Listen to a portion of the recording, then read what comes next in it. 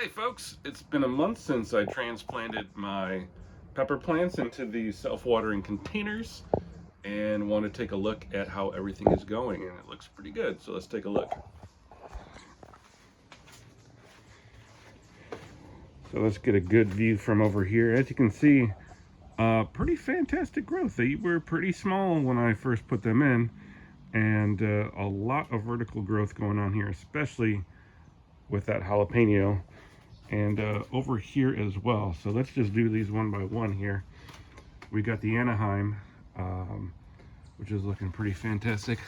I'm not seeing a whole lot of fruit yet, but a lot of flowers here. And again, a lot of vertical height. Really happy about that. This, I don't even know how to pronounce this, but it's a orange bell etudia. I don't know, weird name. This one's looking fantastic. These are huge leaves. Look at this. This is massive, massive leaves. And then just like an explosion of growth here. Look at all of these. I think oh, there we go. Look at this. Already got some fruit going on. And another one over here. Look at that. Fantastic. This is going to be great. I think I might save the seeds from this because this is just looking fantastic. And then the jalapeno, I've always gotten just really, really tall jalapeno plants. I guess it's just what they do. And I haven't pinched any of these. I haven't trimmed any of them, which I used to do. Some people do it. At the beginning, you sort of take the tops off, and it's supposed to make them bushier. And some other people are like, no, stop messing with your plants. Just let them do what they do. And you know, I thought I'll try that. I'll try not messing with them and just let them do what they do. And that's just another thing I don't have to do, and they'll figure it out. But I don't know.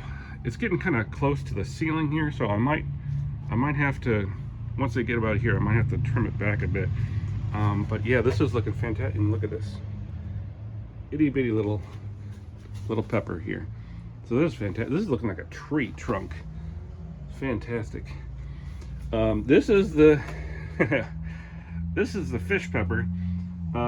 Nothing fishy about it. It's just it's got a white coloring to it at the beginning, and then you know you can use that for white sauces, and they would use that for oysters and clams and stuff. And then that actually happens to the plant as well. It gets this this white coloring. I'm sure there's a word for it that I don't know right now, but that's kind of typical for it. It looks like bird poop, but it's not. That's just what happens to the plant.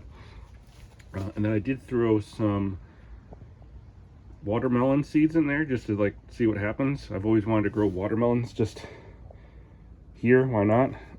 They're delicious. My kids love them. And you know, it's got enough water, so maybe something will come of it. I got 3 of them growing. I don't know which ones they are. I threw a bunch in. We'll see what happens. But this one's going pretty well, although it's kind of skinny. This is maybe the skinniest one. The hot ones seem to be a little bit more difficult to grow. This North King is just your typical like grocery store kind of bell pepper. I think they'll be red.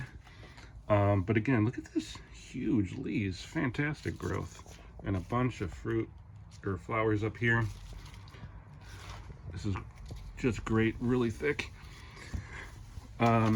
Aleppo. I'm really looking forward to the Aleppo because I want a spicier paprika. The Anaheims are great, but pretty mild. I need a little bit more of a kick, and that's what I'm hoping for from this Aleppo here. So it's good to see some fantastic growth going on over here. And really healthy looking. Really healthy looking. This Beaver Dam is really interesting. I've never done this before. This is from Cultivating the Commons from Wisconsin here, and obviously Beaver Dam, that's right north of Madison. I drive through it all the time. Apparently someone there has been cultivating this, and we've already got fruit set. Apparently these are going to be pretty big, and I think they're supposed to be spicy. At least I hope so. I'm hoping to make some spicy fermented hot sauces. Got some weird stuff going on with the leaves here, but otherwise looking pretty good. And then this is the Asante. This is supposed to be a spicier one, like a Tabasco level Scoville. So I'm hoping to use this in some of those hot sauces. And this was just a little squirt for a while. And I was a little, concerned, but it's actually gotten quite a bit of growth now, which is nice. A lot more bushy here. And again, I didn't touch these things. This is just doing it all on its own. I don't know if this is good or not. It's going more like a sideways growth than a upwards growth, like the jalapeno and such. But again, I'm just letting it do its thing. I'm not pinching it back or anything, and it's doing pretty well. Really happy about that. Now here's the other thing. We've gotten a whole bunch of rain here, but I haven't even had the water coming into the stock tank. I've got it diverted to the trees because these guys have just been retaining the water. If you look down in here, you just go a little bit underneath there, and this is all moist and spongy. It's just not losing water at all.